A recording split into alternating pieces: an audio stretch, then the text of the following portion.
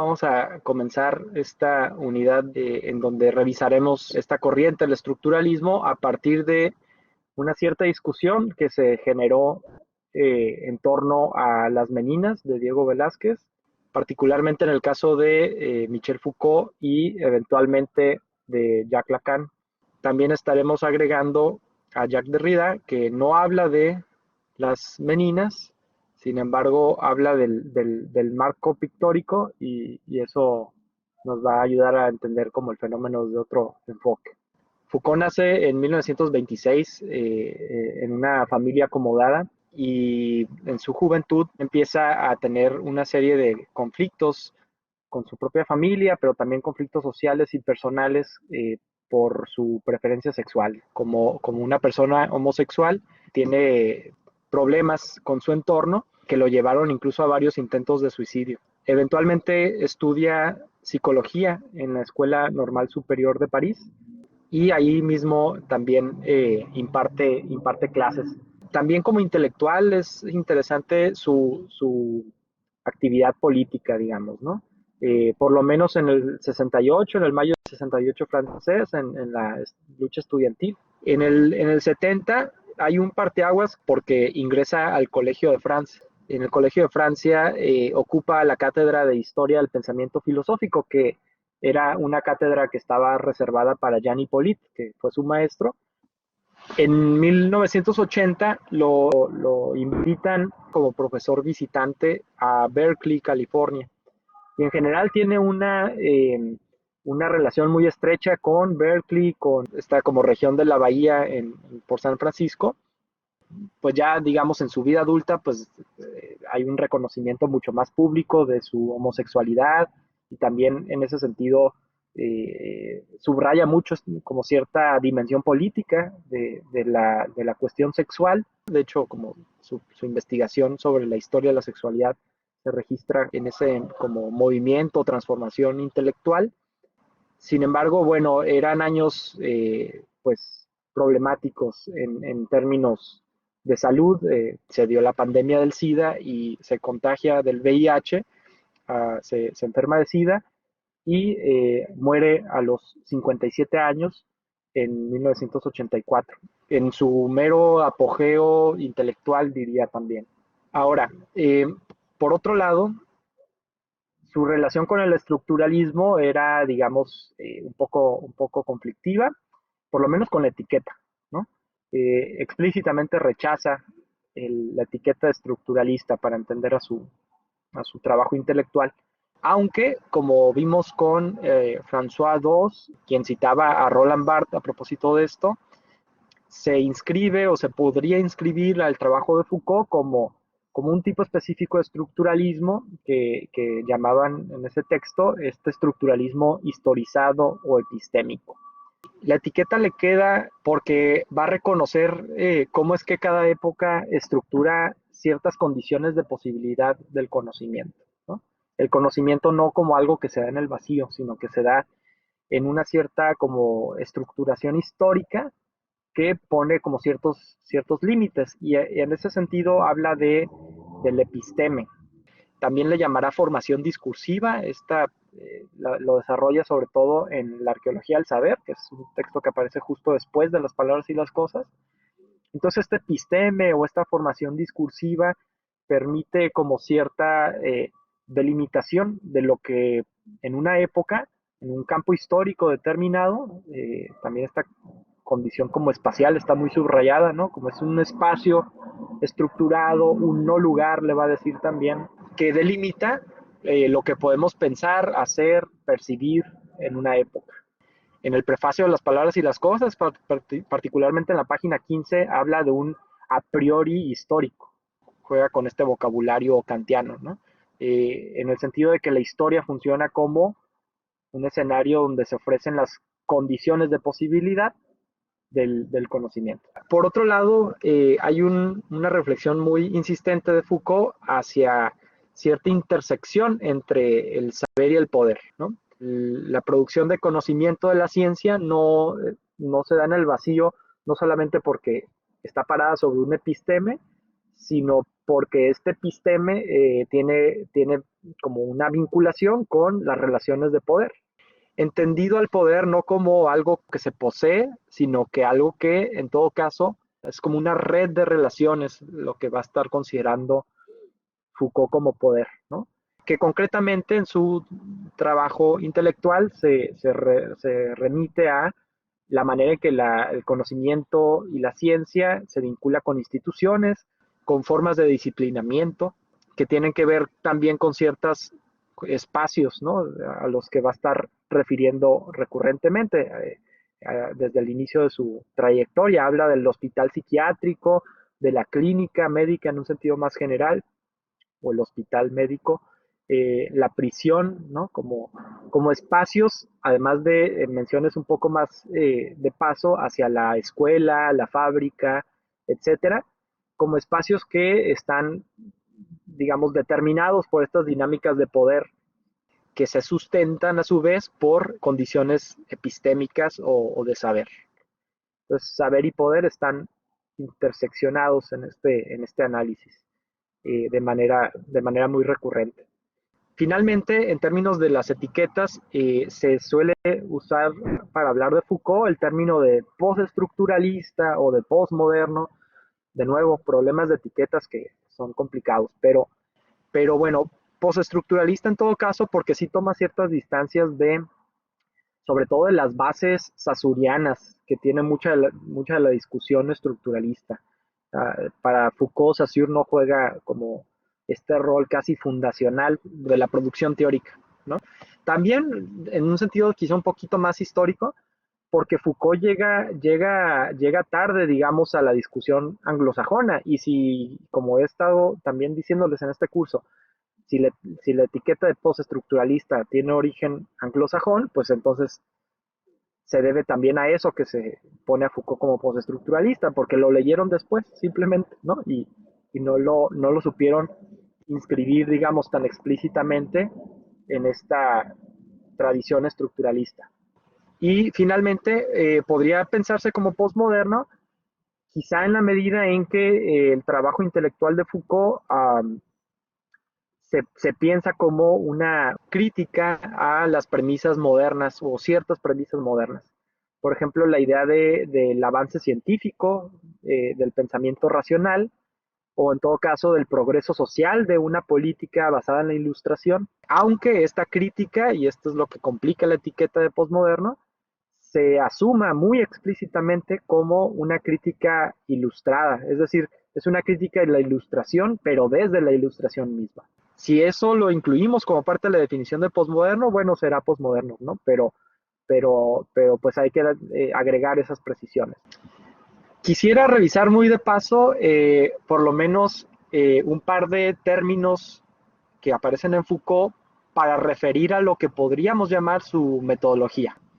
Y las dos, de hecho, los dos términos, adelanto de una vez el segundo, el primero es arqueología, el segundo es la genealogía, son términos que Foucault explícitamente toma de Nietzsche. Incluso llega a decir en una entrevista como, pues yo soy nietzscheano.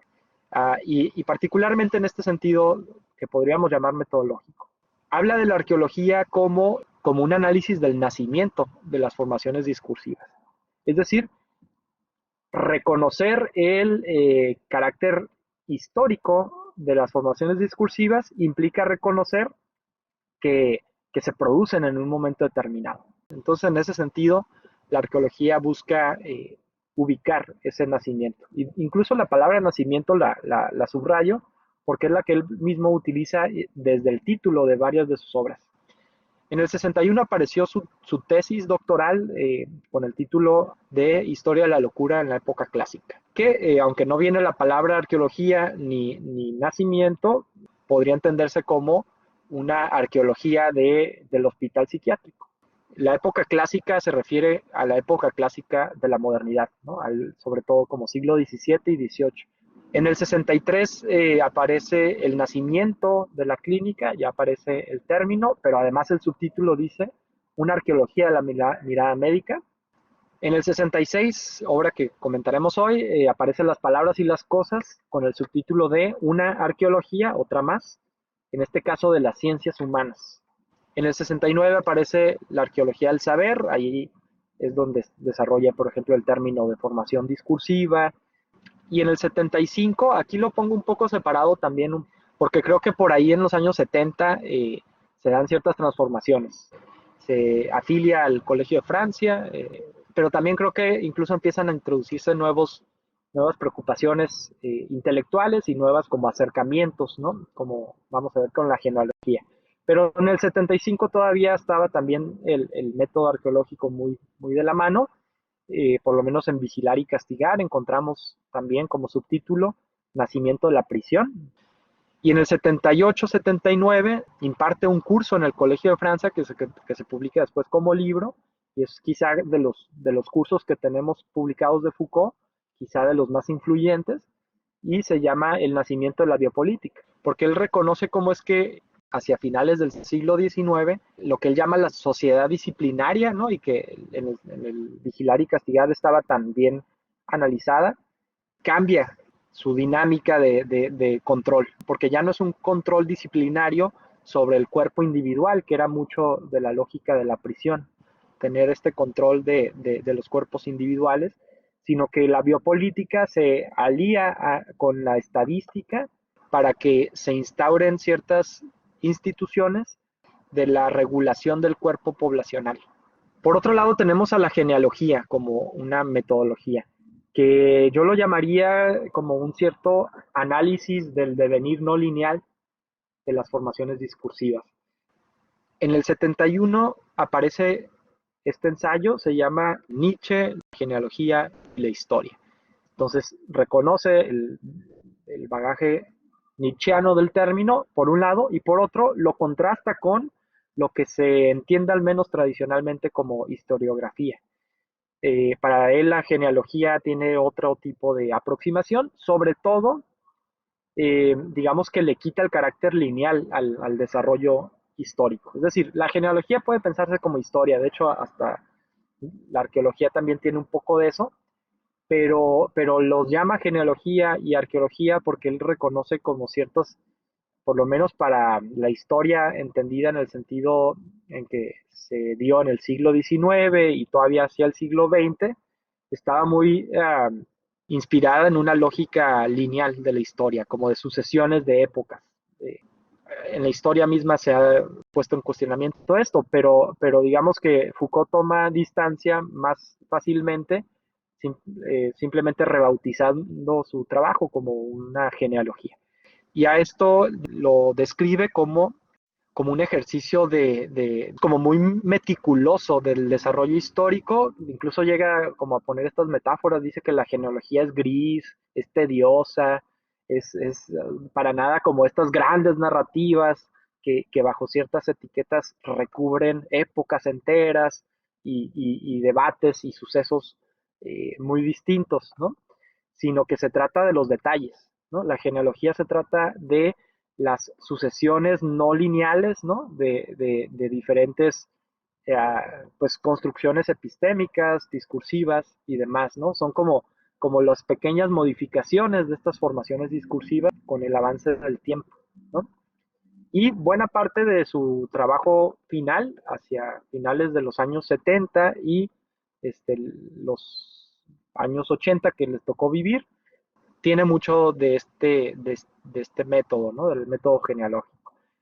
De entrada, su proyecto, que él pensaba como un proyecto muy ambicioso de 6 volúmenes, si no me equivoco, que era la historia de la sexualidad, tiene cierta inspiración de este método, comenzando con el primer volumen del 76, y en el 84 aparecen el volumen 2 y volumen 3. Queda inconcluso y queda como esbozos del volumen 4, pero de hecho ese volumen 4 aparece hasta en el 2018, o sea, muy recientemente se publicó como Las Confesiones de la Carne, aunque sea un trabajo inconcluso. También agrego ahí en medio la hermenéutica del sujeto, que fue un curso que dio en el Colegio de Francia, quizá o sea, junto con el nacimiento de la biopolítica, creo que la hermenéutica del sujeto sería el otro curso con mucha influencia. Es la hermenéutica del sujeto y su publicación ya como libro se vuelve una referencia clave para entender a Foucault, sobre todo para este Foucault como más tardío, porque es un Foucault que apunta mucho más atrás hacia lo que pues hacia lo que llamamos la época clásica propiamente hablando, ¿no? O sea, no la época clásica de la modernidad, sino la cultura grecolatina. Y trabaja también otro tipo de temas, quizá menos políticos y más bien éticos, que tiene que ver con lo que podríamos denominar el cuidado de sí mismo. Le saca conclusiones políticas de pronto, pero no sería como tanto su énfasis. Y en buena medida se ha también como leído como un intento de Foucault de reconocer en la cultura grecolatina ciertas pistas, no es tan explícito esto, pero así se ha leído, ¿no? Ciertas pistas para salir de las dinámicas de poder tan institucionalizadas que se dan en la modernidad, ¿no? Entonces el cuidado de sí como una estrategia política se piensa en contraste con este análisis como más de su primera obra o su primera época de las instituciones modernas como lógicas de control, de disciplinamiento y de regulación, ¿no? El cuidado de sí como un intento de salir de eso. Entonces la historia de la sexualidad se transforma bastante, como notamos en la brecha entre los años, de la primer volumen respecto a los demás, pues tiene que ver también por eso, por el hecho de que Foucault redefine su proyecto a partir de esta revisión de la cultura grecolatina. Bueno, vamos a hablar de las palabras y las cosas, y quisiera poner algunos datos contextuales. Eh, el texto aparece en 1966. Es un año que se suele subrayar como climático para el movimiento estructuralista. Es el mismo año en que se publica también los escritos de Lacan. Y por otro lado, bueno, llegamos a ver a Greimas y vimos semántica estructural, también era el 66. Entonces aparecen algunas obras en donde la prensa y como cierta discusión intelectual como reconoce un boom, ¿no? El boom del estructuralismo. O sea, aparecen en revistas, en periódicos, tienen una como también como presencia política muy importante que se reflejará después en el 68, y el libro aparece en ese contexto, como un momento de consolidación del movimiento y en concreto también del trabajo de Michel Foucault, me parece.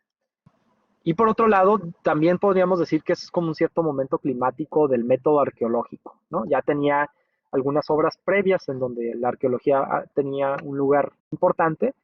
Sin embargo, entendemos mucho de lo que Foucault llama arqueología con este libro.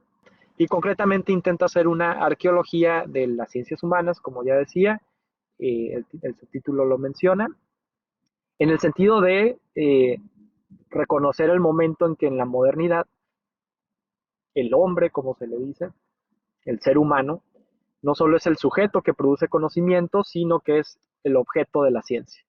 Y quisiera repasar un poco las ideas principales que aparecen en el prefacio del libro. Vamos a comenzar con esta cita. El propio Foucault comienza las palabras y las cosas diciendo textualmente, este libro nació de un texto de Borges, ¿no? Ya nos dice después en una nota a pie de página de qué texto se trata. Se trata de El idioma analítico de John Wilkins, que es un ensayo que aparece en una compilación de ensayos que se llama Otras Inquisiciones, en 1952. Entonces, hablando de arqueologías, pues esta es la arqueología del nacimiento, ¿no? De la idea del libro. El ensayo del idioma analítico de John Wilkins tiene un momento que dice que le da una risa que sacude todo lo familiar al pensamiento, a nuestro pensamiento. Y por otro lado, habla de un asombro de la taxonomía que se da en esta cita. Para poner un poquito más de contexto, Bueno, está hablando de John Wilkins y de la filosofía analítica y de cómo se produce como esta cierta utopía filosófica de un lenguaje que sea como tan taxonómicamente sofisticado que haya una palabra para toda cosa. Esta idea le fascina a Borges, ¿no? Y le permite citar un libro muy borgianamente, un libro que no existe, pero que tiene nombre, lo está inventando el propio Borges, pero se titula Emporio Celestial de Conocimientos Benévolos y es una enciclopedia china. Y en esta enciclopedia china, en cierta enciclopedia china, como dice Borges que los animales se dividen en pertenecientes al emperador, embalsamados, amaestrados, lechones, sirenas, fabulosos, perros sueltos, incluidos en esta clasificación, que se agitan como locos, innumerables, dibujados con el pincel finísimo de pelo de camello, etcétera, que acaban de romper el jarrón, que de lejos parecen moscas, ¿no? Bueno, todo esto con los respectivos incisos que separan a cada tipo de animal, ¿no? Coincidimos, creo, con Foucault aquí, ¿no? O sea, está chistoso, está chistoso el fragmento, ¿no?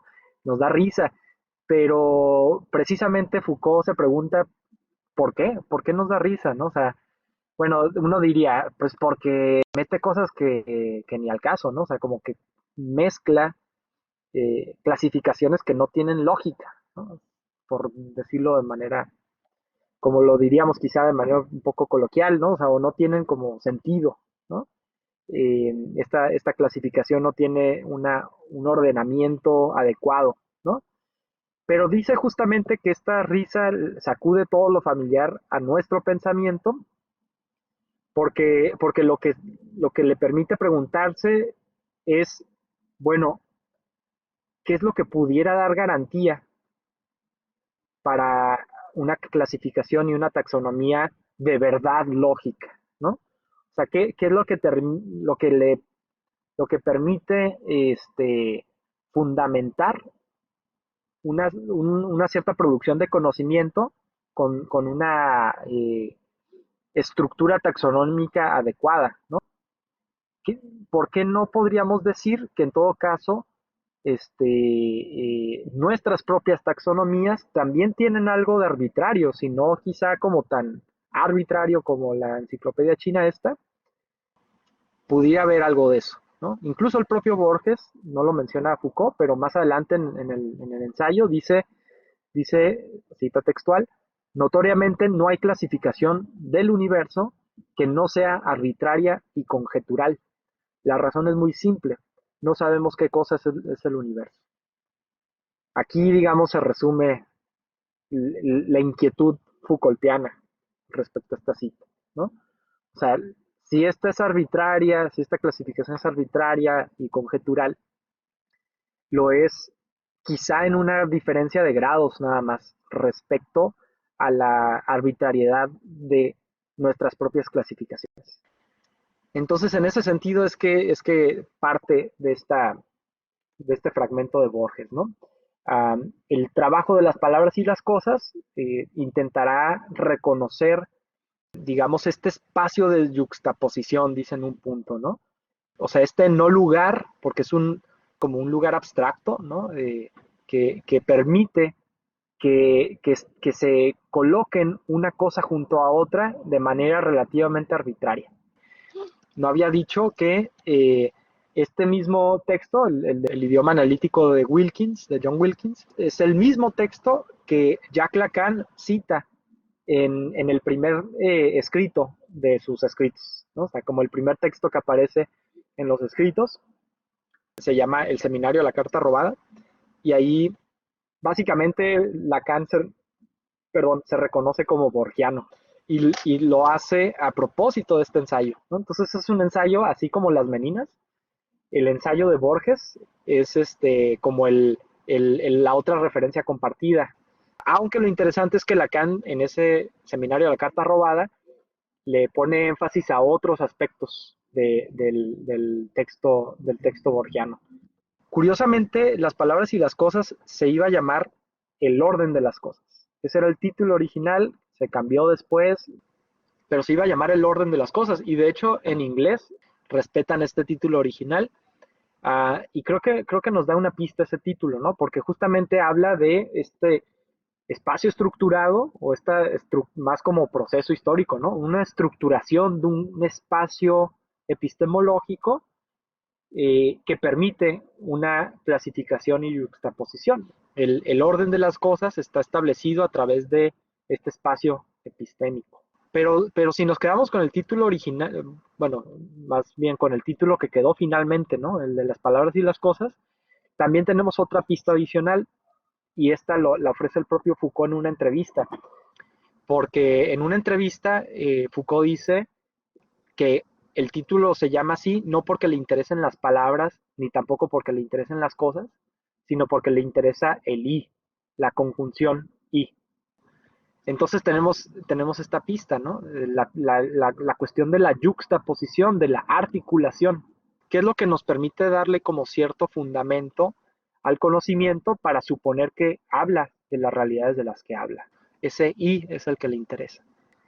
Y va a hablar de tres epistemes, ¿no? De tres campos epistémicos estructurados que permiten una cierta ordenación del conocimiento, generan cierta cohesión y coherencia epistemológica, y que han tenido como diferentes sucesiones históricas al interior de la modernidad. Entonces, si hablamos de la modernidad como una época histórica que inicia en el siglo XV, lo que está diciendo Foucault es que al interior de esta época tenemos tres epistemes que se han sucedido uno después del otro. El primero es el episteme renacentista. Lo ubica entre los siglos XV y XVI, y reconoce que, digamos que aunque pudiéramos hablar de una época moderna en este periodo, todavía había, en términos de la producción del conocimiento, mucha dependencia respecto a las formas medievales, ¿no? Entonces era una época muy importante para la alquimia, para la astrología y otro tipo de formas de conocimiento, y con sus respectivos autores y clásicos, digamos, ¿no? Habla mucho de Paracelso, por ejemplo, que tienen un conjunto de reglas muy distintas para entender cómo legítimas ciertas formas de conocimiento, ¿no? Y subraya la cuestión de la similitud. Dice, la similitud es la categoría dominante del episteme renacentista, y la explica a partir de cuatro categorías adicionales, ¿no? Las cuatro formas como fundamentales de la similitud: la conveniencia, la emulación, la analogía y la simpatía. Esto aparece en el capítulo 2 del libro, se llama La prosa del mundo. Digamos que es el capítulo en donde desarrolla más ampliamente el planteamiento renacentista. Piensen, por ejemplo, también aquí por eso les puse esta imagen, ¿no? Está mucho esta idea de lo que es arriba es abajo, ¿no? O del microcosmos y el macrocosmos como cosas que se reflejan. El cuerpo humano, a su vez, como algo que tiene en sí mismo al cosmos, como una armonía entre lo de abajo y lo de arriba, entre lo pequeño y lo grande, etcétera, etcétera. Esa es la lógica del conocimiento en la episteme renacentista, de la astronomía, de la alquimia, la transformación del plomo en oro como una transformación que también era con el propio sujeto alquímico, ¿no? O sea, toda esta lógica de la conveniencia, emulación, analogía y simpatía caracteriza la episteme renacentista. Tenemos después la episteme clásica. La episteme clásica aparece hacia el siglo XVII, ya desde inicios del siglo XVII, pero sobre todo en la segunda mitad tenemos como claramente la episteme clásica y el siglo XVIII todavía. Y bueno, lo voy a repasar muy rápido, ¿no? Pero lo entiende como una lógica de la representación. Ahorita creo que nos va a quedar más claro cuando revisemos las meninas, porque justamente el análisis de las meninas aparece a propósito de esta episteme. Pero en términos de la ciencia, más que del arte, tenemos también la aparición de, por lo menos para Foucault, ¿no? De tres categorías que van a estar como puestas en consideración para el entendimiento de lo humano. Por un lado, en un sentido más general, lo humano como una expresión de la vida, pero también por otro lado, lo humano como relacionado con el lenguaje y finalmente con el trabajo. Y en esta episteme clásica se formaliza estas formas de conocimiento a partir de estas categorías. La vida estudiada por la historia natural, el lenguaje por la gramática general y el trabajo por el análisis de las riquezas. Entonces, estas tres disciplinas del conocimiento, si lo queremos llamar así, estas tres formaciones discursivas, más específicamente, incluso yo diría, para volver a esa distinción, la mencionaba al inicio, que la diferencia entre una episteme y una formación discursiva, o sea, se parecen porque las dos refieren al carácter histórico del conocimiento, pero digamos que al interior de un solo episteme pueden darse diferentes formaciones discursivas. En este sentido, historia natural, gramática general y análisis de las riquezas son tres formaciones discursivas que emergen en una misma episteme. Estamos entonces en un cambio epistémico de la renacentista a la clásica y por otro lado, de la clásica a la moderna.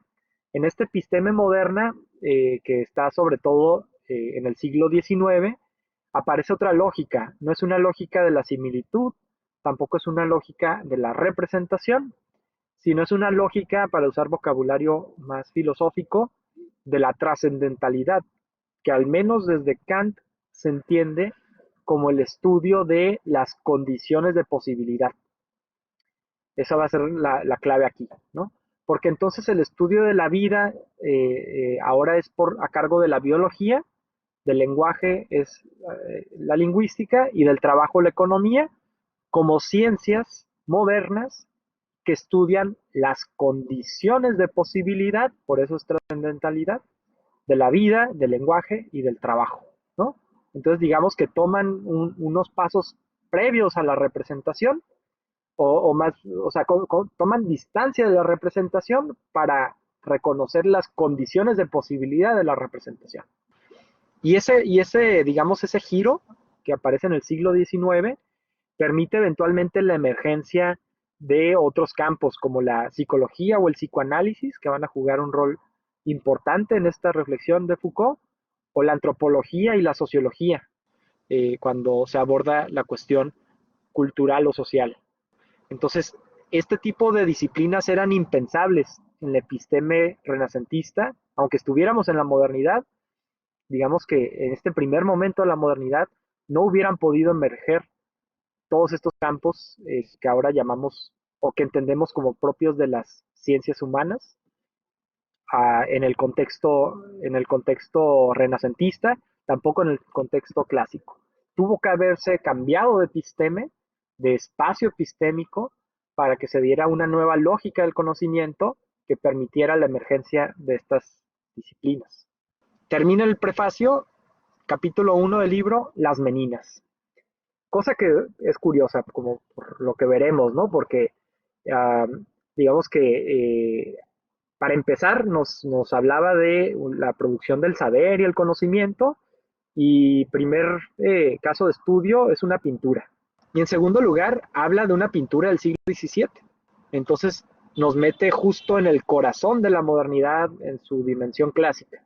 Es interesante en ese sentido, porque me parece que en términos, ahorita vuelvo a mostrar la pintura, en términos literarios, se usa este vocabulario, cuando cuentas una historia, por ejemplo, una novela, empezando por el medio, o una película, por ejemplo, empezando por en medio de los sucesos, le llaman in media res.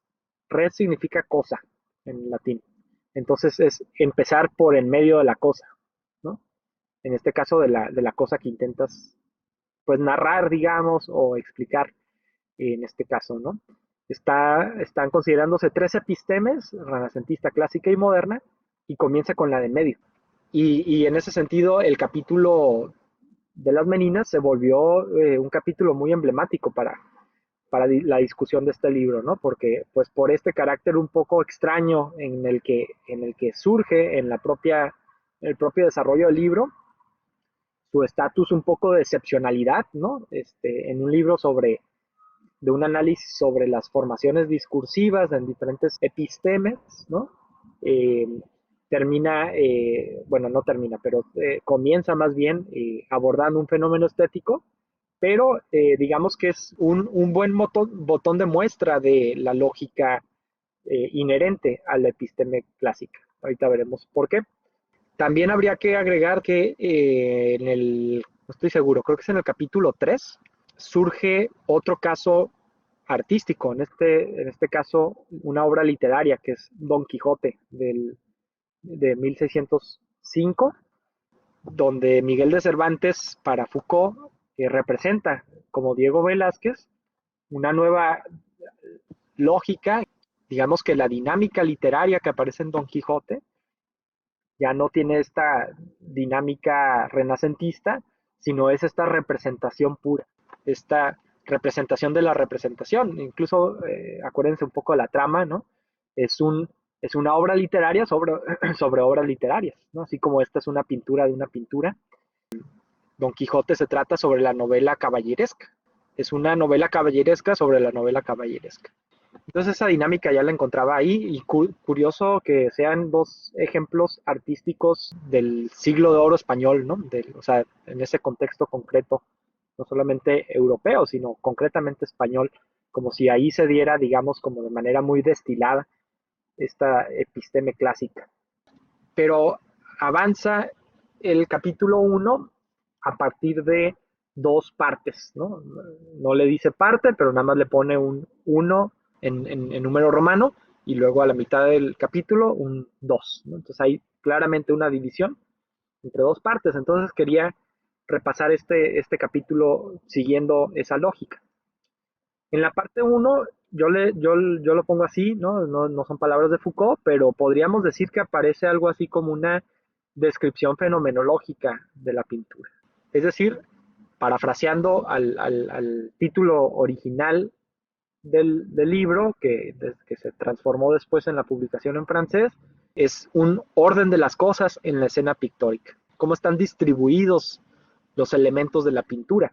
Incluso sustraídos de todo contexto histórico. O sea, ni siquiera dice quiénes son, nada más denomina como figuras abstractas.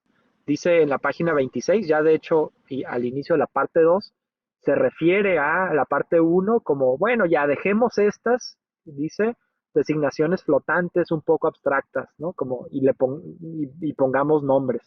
Bueno, está Diego Velázquez, está por cierto, les traje esta imagen, no sé si se alcanza a ver, donde aparecen las figuras ya con sus nombres propios, ¿no? La infanta Margarita aquí en medio, Diego Velázquez acá a la izquierda, los reyes, ¿no? Esta parte va a ser importante en el análisis, que aparecen en el espejo que está hasta el fondo. A la derecha del espejo aparece don José Nieto Velázquez, y acompañando a la infanta Margarita, la princesa, están las meninas, ¿no? La menina es una palabra que viene del portugués para hablar de las acompañantes reales. Y en este caso es doña Agustina de Sarmiento, con este sentido como muy propio de la época para decir doña a todas las mujeres, con señal de respeto, aunque sean como tan jóvenes como vemos aquí, y doña Isabel de Velasco, a la derecha, más pegado a la ventana, por cierto, elemento también subrayado por el análisis inicial de Foucault, ¿no? La ventana y la introducción de la luz que hace aparecer toda esta escena. Tenemos a Mari Bárbola, la enana también se le denomina así, este, el perrito que aquí lo nombran como el mastín castellano, y Nicolásito Pertusato. Entonces tenemos, bueno, los reyes, olvidé mencionarlos, Felipe IV y la reina María de Austria. Para poner un poco más de contexto respecto de la obra, aparece en 1656, luego de que Diego Velázquez tuviera un viaje por Italia, ¿no? En Italia estaban muchos de los avances estéticos de la época en las artes plásticas, y fue a aprender a Italia y regresó sobre todo como con un estilo nuevo, mucho más marcadamente barroco.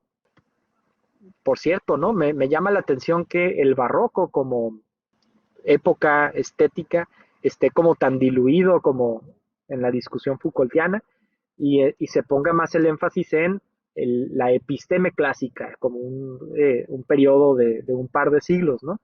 Pero creo que es importante subrayar que estamos ante una, ante una estética barroca. Creo que esto va a conectarse bien con Lacan. Lacan le gustaba mucho la discusión en torno al barroco. También porque Lacan se asume como barroco en el seminario 20, por lo menos. Hay una clase que habla sobre el barroco y le interesa particularmente lo que él llamaría como los cuerpos gozantes que aparecen en las pinturas barrocas, sobre todo místicas.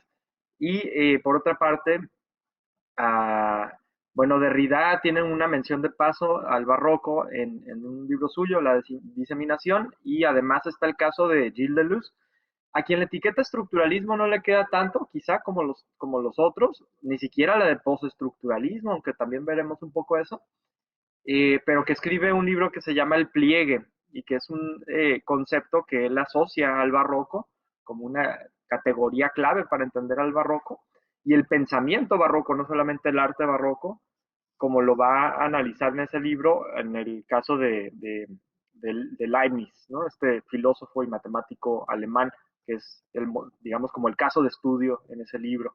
Es uno de los últimos libros de Gilles Deleuze. Entonces, hay una relación bastante robusta, ¿no?, entre el estructuralismo y el barroco. Pero en el caso del contexto de esta pintura, regresa a Italia y tiene como algunos aprendizajes de allá. Por otro lado, el tamaño de la pintura es de tamaño natural y esto es interesante en términos como del efecto que produce colocarse enfrente de la pintura. Está en el Museo del Prado en Madrid y cuando uno se coloca enfrente, yo no he tenido la oportunidad, pero uno ve pues en fotografías o en videos, ¿no? Dónde está y qué dimensiones tiene, da la impresión de estar como a la misma escala, ¿no? Que la escena representada. Entonces tiene este carácter inmersivo muy claramente, ¿no? Como si uno se sintiera allá dentro de la escala, además de, por supuesto, todo este juego de miradas por un lado, que subraya Foucault, y el asunto curioso del espejo que ahorita comentaremos. En términos políticos, Felipe IV estaba también en un momento determinado, había terminado ya la llamada Guerra de los 30 años, su pelea con Francia e Inglaterra. Era como un pleito que tenía mucho de origen religioso, pero obviamente también había, o sea, el catolicismo y el protestantismo, pero también había mucho de político, por supuesto, ¿no? Una lucha de imperios. Entonces, en ese sentido, hay como un momento decadente políticamente, o sea, una decadencia del imperio español en este momento. Se independiza Portugal, ¿no? Hablando de, entonces eso también le suma a esta decadencia y en la guerra de los 30 años, de algún modo podemos decir que todos salen perdiendo, pero en todo caso España sale perdiendo más. Bueno, ese es un poco el contexto histórico, no lo quería dejar de lado porque nos puede ayudar.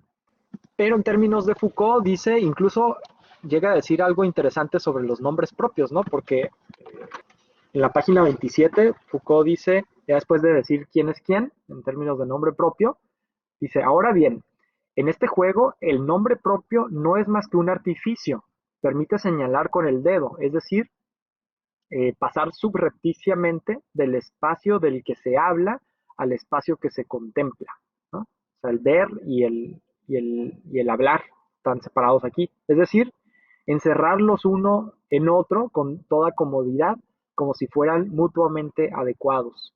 Pero si se quiere mantener abierta, que es lo que él quiere hacer, ¿no? Si se quiere mantener abierta la relación entre el lenguaje y lo visible, no como algo que tiene continuidad, sino en una discontinuidad, si se quiere hablar no en contra de su incompatibilidad, sino a partir de ella, o sea, a partir de la incompatibilidad entre el lenguaje y lo visible, podemos abordar la pintura de tal modo que se quede lo más cerca posible del uno y del otro. Es necesario borrar los nombres propios y mantenerse en lo infinito de la tarea. Quizá por mediación de este lenguaje gris, anónimo, siempre meticuloso y repetitivo, por demasiado amplio, encenderá la pintura poco a poco sus luces. Así pues, será necesario pretender que no sabemos quién se refleja en el fondo del espejo e interrogar este reflejo en el nivel mismo de su existencia. Esto es bien interesante porque entonces está proponiéndonos una lectura descontextualizada, por lo palabras quizá más coloquiales, ¿no? Uno siempre dice, no, pues hay que entender el contexto, porque el contexto nos hace entender al texto, ¿no? En este caso, a la imagen más que el texto. Y quién era, y en dónde estaba, qué estaba pasando con España. Foucault dice, si uno quiere entender la pintura, tiene que olvidarse de todo eso. Porque si nos olvidamos de todo eso, entonces podemos sumergirnos de manera como un poco más orgánica con la dinámica interna de la imagen, lo que la imagen está produciéndonos como efecto. Pero la interpretación que saca de esta pintura a propósito de la episteme clásica es justamente que habla de una representación pura, una representación de la representación incluso. Como dice en la página 34, de hecho es la frase final del capítulo, dice la representación puede darse como pura representación. Y es una representación tan pura que ni siquiera marca una distinción con el afuera de la representación. Es decir, nosotros como espectadores que nos asumimos como afuera, estamos incluidos. El juego de miradas, el espejo que nos coloca en este lugar singular en relación a la escena, desde la perspectiva de los reyes, siendo pintados por Diego Velázquez al interior de esta pintura, nos incluye en la representación. Entonces por eso me gustaba traerles este meme, no sé si lo habían visto. Y si te dijera que tú eres el meme, al revés, alude a esta inclusión discursiva del sujeto en el objeto mirado. Una cosa que, pues si leyeron solamente este primer capítulo, el prefacio del primer capítulo, pues quizá no se dieron cuenta, pero que quería agregar es que la pintura no deja de ser discutida en este punto, sino que es recuperada, sobre todo en el penúltimo capítulo. Entonces hay también una reflexión como más general de esta pintura en el marco, hablando de pinturas, ¿no? En el marco del libro, en un sentido metafórico.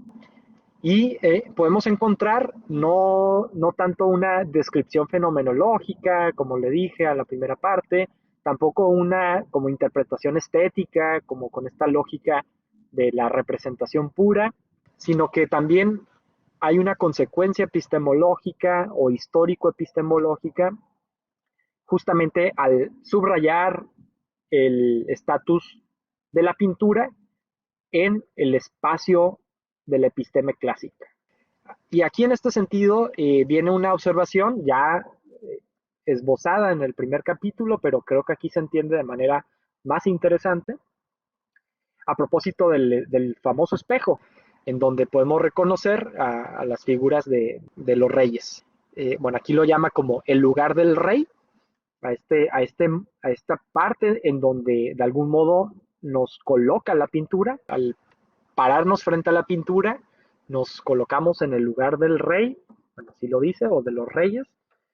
Pero aquí en este sentido, en el penúltimo capítulo, da un giro interesante Foucault, porque va a decir, el lugar del rey es un lugar ambiguo, incluso al interior mismo de la pintura, porque es objeto y sujeto, porque el rey está siendo representado, pero al mismo tiempo también es el lugar desde el cual vemos la escena pintada. Hay una como ambigüedad entre ser sujeto y objeto, y eso le interesa particularmente porque encuentra ahí un germen de lo que en la episteme moderna se llamarán ciencias humanas. O sea, la arqueología de las ciencias humanas, como dice el subtítulo del libro, alude justamente a este lugar ambiguo del rey. Este lugar ambiguo de colocarse, de ser sujeto y colocarse como objeto. ¿Qué es lo que hacen las ciencias humanas? El hombre, para usar el término otra vez, ¿no? El ser humano, pues, que es sujeto del conocimiento, se coloca como objeto del conocimiento. Esta como dimensión ambigua es la que es recuperada por la episteme moderna como fundamento de las ciencias humanas. Y en la página 324 Foucault va a decir lo siguiente a propósito de las meninas, pero en general, como de la estética propia de la episteme clásica, dice que la vocación profunda del lenguaje clásico ha sido siempre la de hacer un cuadro, en un sentido literal, como el cuadro, la pintura al óleo en la época clásica de la modernidad, juega un rol central, pero también en un sentido metafórico. Dice, por ejemplo, como discurso natural, compilación de la verdad, descripción de las cosas, de conocimientos exactos o diccionario enciclopédico. O sea, todos estos metafóricamente son cuadros, son como representaciones delimitadas y encerradas en sí mismas, como si fueran ya, digamos, autocontenidas y completas, plenas, donde no hay exterioridad. En todas sus formaciones discursivas, la episteme clásica hace cuadros, en el sentido amplio del término o metafórico quizá. Y aquí creo que hay una sugerencia interesante también, ¿no? Porque si lo leemos entre líneas, Foucault parece que nos dice que ciencia y arte no están tan separadas, que la episteme, lo que él entiende como episteme, no solamente es una manera de delimitar el conocimiento y de ponerle condiciones y estructuraciones al conocimiento, sino también de delimitar lo estético en un sentido amplio. Estético como algo que etimológicamente refiere a la sensibilidad, ¿no? Entonces, de algún modo, la episteme también trata de ponerle condiciones de posibilidad a la sensibilidad, y estas condiciones están en la historia y en otro sentido también una condición de posibilidad de la estética en el sentido del arte, ¿no? O sea, de la producción artística. Entonces, una episteme clásica también está expresada en las meninas, pero en el cuadro en general como un fenómeno estético, pero que también es discursivo, propio de la época, o en todo caso, el Don Quijote, como obra literaria, también es producto de la episteme clásica. Entonces, ahí, episteme tiene un sentido, creo que mucho más amplio que el científico que está acá subrayado, ¿no? Es una arqueología de las ciencias humanas, pero como vemos, muy de la mano de las producciones artísticas de la época. Y por otro lado, también es interesante saber cuál es el estatus de la representación pictórica o de la imagen más en un sentido general en la vida contemporánea, ¿no? Si la episteme clásica era la época de los cuadros, dice Foucault, incluso explícitamente dice, no por nada la episteme moderna puso en crisis al cuadro. El cuadro como producción artística, pues o sea, fue claramente transgredido en la episteme moderna, en las vanguardias que llamamos. El caso más emblemático, o los casos más emblemáticos son el impresionismo a finales del siglo XIX y el cubismo a principios del siglo XX, ¿no? Pero en general las vanguardias como una transgresión o sucesión de transgresiones del cuadro.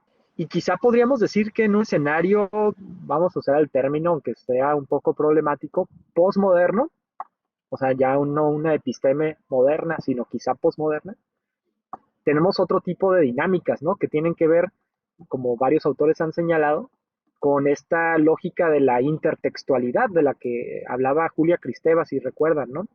Esta lógica intertextual creo que está más bien alineada a lo que tentativamente podríamos llamar una episteme postmoderna, vamos a decirlo así.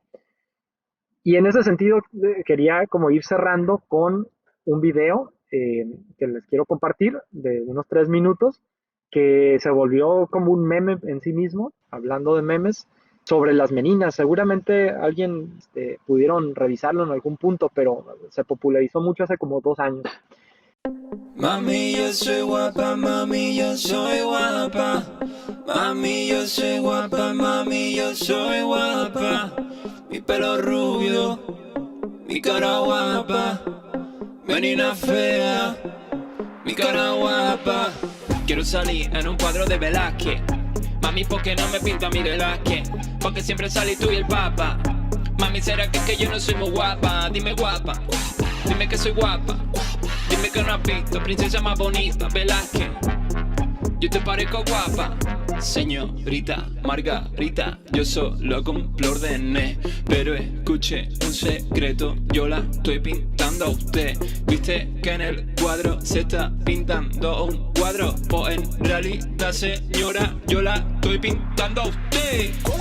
Estoy haciendo algo revolucionario, llámame Velázquez, que es extraordinario. El niño de Sevilla vino a subir el nivel, a enseñarle al tonto cómo se tiene que hacer. Entonces yo soy guapa, sí, Velázquez, yo soy guapa. Bueno, soy guapa, Velázquez, normal. Pero ¿por qué esta obsesión? Porque yo soy una niña 1600 y he nacido en la burbuja llena de privilegios. Y la vida en Palacio es más aburrida, tenemos que inventarnos dramas. Y estas putas de Palacio me quieren matar, cuchichean mis espaldas siempre por detrás. No estábamos hablando de esto. ¿Ah, no? ¿Y de qué estábamos hablando? No todo gira en torno a tu vida, Margarita. No, dilo. Venga, en serio. ¿De qué estás hablando? No dejas hablar. ¿Por qué me dices que tengo que ser No guapa? dejas dar Tú también lo explicaciones. dices, ¿Yo? tío. A ver, que solo tengo 5 años. A ver, es Que yo quiero jugar a nuestro otras cosas. trabajo, Yo no quiero estar es nuestro pendiente de si soy trabajo, guapa Margarita, o no. déjame Yo no me hablar. quiero No. poner estos vestidos. Que no, Margarita, tía. escucha, un momento, por favor. ¿Por qué me dices Déjame, si que te si no dejas, estoy guapa no me te estás casaré? inventando aquí Es que no cosas. es normal No, que yo no, con 5 años, no, recién no, cumplidos, no con es eso, 5 no, años, no. mi mayor miedo sea no casarme. Perdón por meterme, pero si tu miedo es no casarte, no te preocupes. De hecho, ya estás prometida a tu tío Leopoldo, el hermano de tu madre. Tu tío, el que te regala 50 caballos cada Navidad. Tú tranquila, que casarte te casas. Vamos que si te casas. Vamos, como que tu boda es un arreglo histórico para mantener la monarquía hispánica. Es más, a los 15 años tendrás tu primer hijo y a los 21 morirás por las secuelas de tu cuarto parto. Entonces yo soy guapo. Velázquez, yo soy guapo. Me han dicho que me casaré, Velázquez. ¿Quieres decir que soy guapa? Dímelo. Que me voy a casar, Velázquez, que tengo que ser guapa. Soy guapa. Bueno, entonces el punto aquí era como reconocer esta nueva relación con la imagen, me parece, extendiendo un poco el escenario Foucaultiano a la vida contemporánea y el modo en que pues este pequeño video así un poco gracioso toma esta relación con las imágenes bajo un nuevo paradigma, ¿no? Como por poner otro término, o en todo caso como a partir de un cierto episteme nuevo que posibilita estos cruces, ¿no? Entre lo viejo y lo nuevo, por ejemplo. Está el escenario barroco de la pintura y en general como esta vida política aristocrática en el Imperio Español, y sin embargo se cruza de manera que aparenta tener como cierta relación armónica con géneros musicales contemporáneos, el trap, y el vocabulario del trap y todas estas como también como presuposiciones de la belleza como algo importante para la vida social y demás. Y a partir de ello también es una como lectura crítica a la pintura, sobre todo digamos como con una cierta perspectiva, aunque lo haga con medios irónicos, una cierta perspectiva digamos que de género o feminista quizá, no sé si es la palabra, pero en todo caso vemos las complicaciones políticas de género, etcétera, que estaban presentes en un escenario histórico como este. La siguiente semana nos toca revisar a Jacques Lacan. Hay que leer 2 textos de Lacan. Una entrevista que está como ligera, ¿no? Y no está larga. Una entrevista que le hacen, de hecho, en el 66. Y la clase que hace en el seminario 13, que no es un seminario muy conocido, que se llama El objeto del psicoanálisis. Y concretamente la clase ya llevaba como unas 2 o 3 clases hablando de las meninas. También es un seminario del 66. Pero repite el tema de las meninas porque le llega a Michel Foucault de visita, ¿no? Entonces habla de las meninas después o sea, de hecho Lacan habla de las meninas por las palabras y las cosas, ¿no? Porque le gustó mucho el libro. Bueno, pues gracias, nos vemos la siguiente semana con el psicoanálisis lacaniano.